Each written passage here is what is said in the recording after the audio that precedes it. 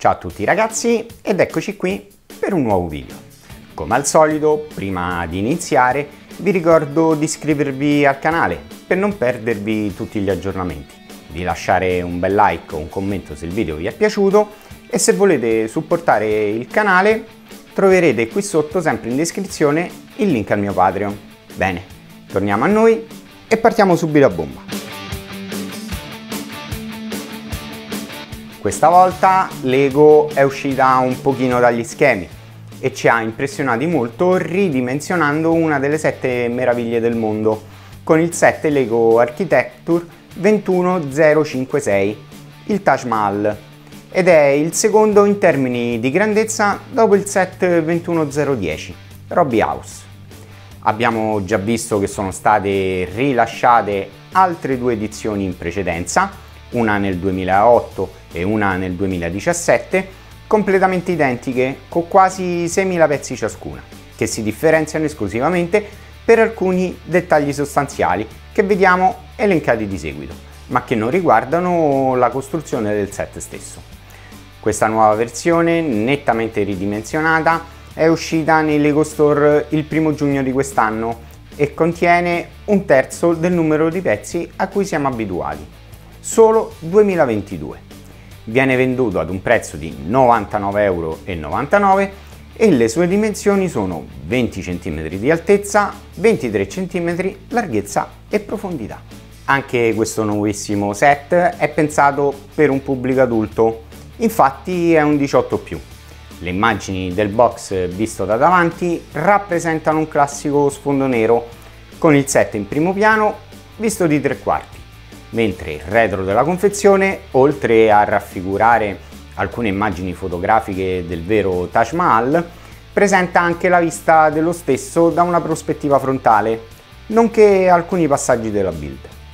Una cosa che ho trovato veramente interessante è stato proprio il sistema di apertura della confezione, come se fosse una vera e propria scatola di scarpe.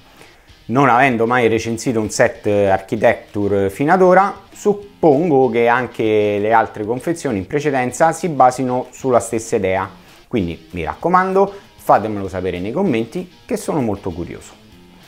La confezione prevede 12 buste numerate dalla 1 alla 10 e il libretto di istruzioni.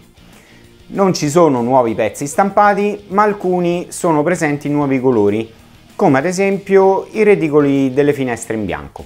Non sono presenti adesivi, ma soltanto un singolo pezzo stampato. Le fasi di montaggio presenti nel libretto di istruzioni sono completamente a sfondo nero, mentre alle prime pagine possiamo notare l'immagine del designer Lego Rock Zähling Kobbe, più alcune notizie dedicate alla storia dell'edificio.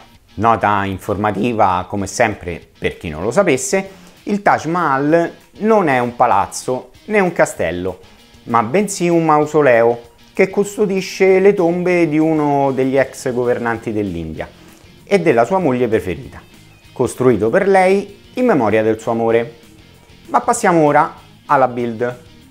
Il nostro set comincia con la costruzione di una base 30x30 e come tutti i set Architecture il bordo è completamente contornato di nero. Bello devo dire l'utilizzo dei colori arancione e verde per gli angoli ed il colore bianco nella parte centrale a raffigurare quella che è la bandiera dell'India. Una volta completata la prima fase, forse è proprio ora che inizia la parte più noiosa della costruzione, e cioè il posizionamento di circa 200 tile 1x1 di colore marrone e bianco in maniera alternata a completamento del nostro basamento. Piccolo dettaglio che mi è piaciuto è il dislivello creato dai tile per rendere tutta la struttura più verosimile possibile.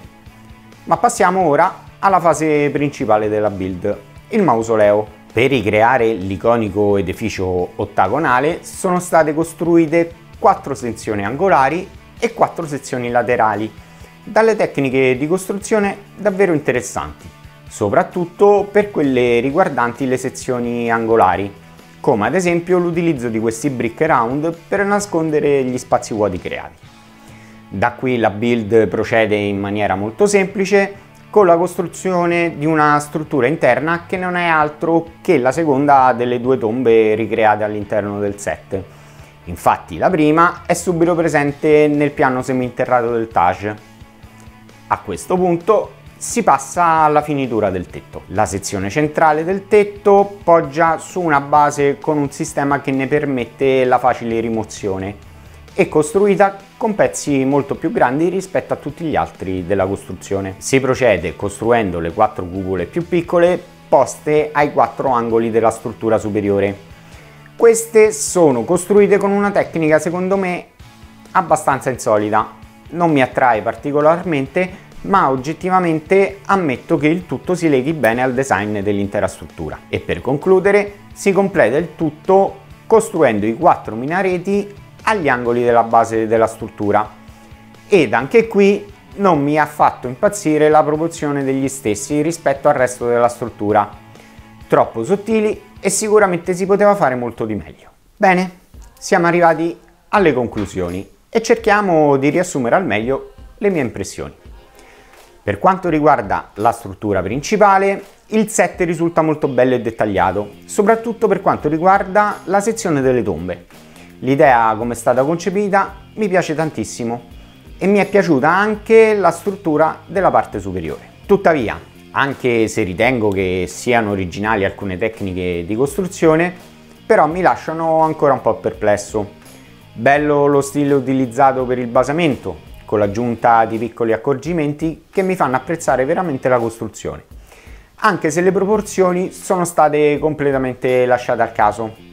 Infatti il basamento reale risulta molto più ampio, quello del set invece è completamente fuori scala.